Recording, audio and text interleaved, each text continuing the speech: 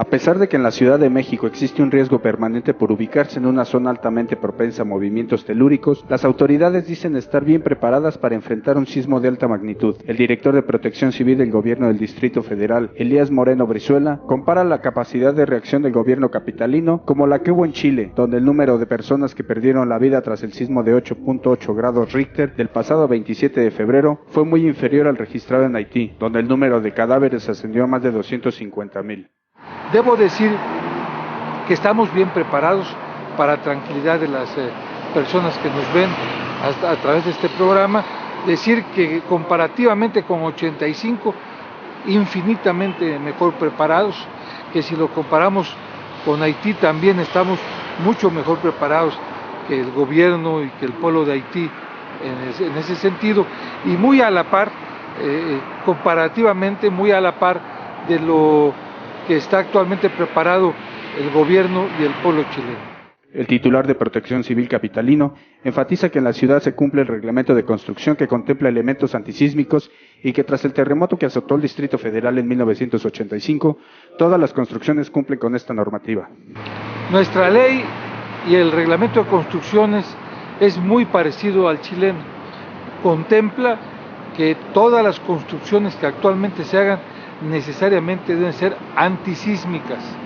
Hablamos de segundos pisos, de puentes vehiculares, de puentes peatonales, de diversos tipos de construcción, todas deben de tener un componente antisísmico. Con ello, debo decir que con tranquilidad las construcciones que fueron hechas después del 85 mantienen y sostienen este tipo de situaciones. Moreno Brizuela detectó que en ciertas zonas de la Ciudad de México no se cumple con la ley de construcción y que existen casos de corrupción con ciertas compañías constructoras, quienes levantan edificios de hasta 8 pisos cuando únicamente se les autorizó construir 4 o 5. Hemos tenido algunas denuncias y por ello vamos a hacer, junto con los delegados, revisiones aleatorias, porque nos han dado a conocer que hay construcciones que fueron aprobadas para 4 pisos y ahora tienen 8 pisos. Esto sí significaría una corrupción. Esto nos ha dado a conocer el actual delegado de Coajimalpa, el actual delegado de Miguel Hidalgo. Entonces habrá que hacer estas revisiones, porque si en efecto está así, se tendrá que sancionar conforme a la ley. ¿Y cómo sabemos si nuestra casa, nuestro departamento, los colegios a donde asisten nuestras familias o los hospitales son seguros? Todos los edificios por ley, todas las unidades habitacionales, todos los centros comerciales, las escuelas, hospitales, oficinas, deben de contar con un programa interno de protección civil. Si cuentan con este programa interno de protección civil, en teoría, deben de contar con una revisión estructural que fue hecha por un especialista que se llaman DROs, directores responsables de obra, y esto debe dar tranquilidad para afirmar que ese inmueble fue checado para que se le pudiera entregar el programa interno de protección civil. Por ello, es muy importante que ustedes nos ayuden investigando y preguntando si la escuela a la que van sus hijos tiene el programa interno de protección civil, si el edificio donde viven tiene un programa interno de protección civil, si la oficina donde trabajan tiene un programa interno de protección civil. Creo que eso sería muy importante y inmediatamente denunciar en caso de que no cuente con él. ¿Qué tan seguros estamos en las grandes construcciones que existen en la capital? Bueno, debo decir que los rascacielos que se construyen, los grandes edificios, normalmente, además de las medidas antisísmicas que deben contar, cuentan con una especie de base hidráulica que hace materialmente imposible que un edificio de estas características pudiera derrumbarse en un sismo. En ese sentido, estamos más tranquilos. El problema aquí parece mentira, pero son los edificios más pequeños, los edificios a veces entre 4